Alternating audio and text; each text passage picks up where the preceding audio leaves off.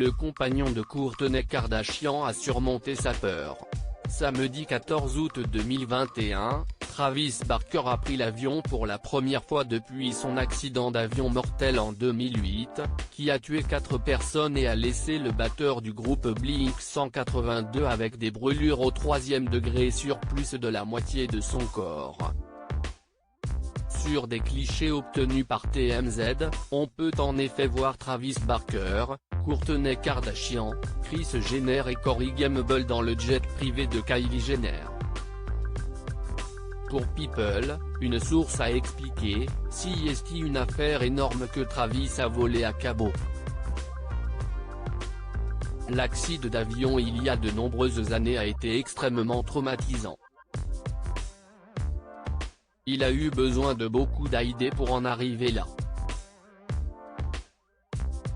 Kourtney a été d'un grand soutien. Elle ne l'a jamais poussé à prendre l'avion. Ils ont réussi à voyager aux États-Unis sans avoir à prendre l'avion et Kourtney s'en est parfaitement sortie. Il y a plus de 10 ans, Travis Barker et son collaborateur de longue date DJ Am ont survécu après que leur avion se soit écrasé peu de temps après le décollage alors qu'ils quittaient la Caroline du Sud, où ils venaient de jouer un concert. L'accident avait tué alors l'agent de sécurité de Travis Barker, Charlotte Chestill, son assistant Chris Baker, la pilote Sarah Lemon et le copilote James Blanc.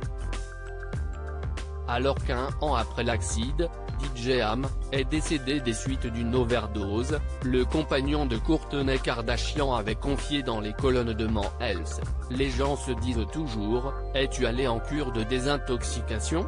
Et je dis, non, j'étais dans un accident d'avion. C'était ma cure de désintoxication. Perdre 3 de vos amis et presque mourir? C'était mon réveil. Si je n'avais pas été victime d'un accident, je n'aurais probablement jamais arrêté. Travis Barker a voulu surmonter sa peur au cours de cet entretien. Travis Barker avait expliqué qu'il voulait surmonter sa peur, si je le fais, et que les anges ci-dessus m'aident dans mes voyages et me protègent, je voudrais revenir et dire à mes enfants, je viens de prendre l'avion ici, puis je suis rentré chez moi. Et tout allait bien. Je dois leur dire, car j'ai failli les quitter. C'est une journée parfaite. Évoquant son traumatisme après l'accident d'avion mortel, il s'était rappelé, je ne pouvais pas marcher dans la rue.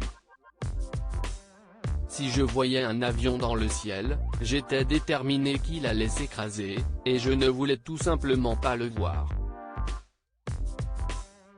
Plus j'en étais proche, plus j'avais l'impression d'être plus proche des mauvaises choses que des bonnes choses.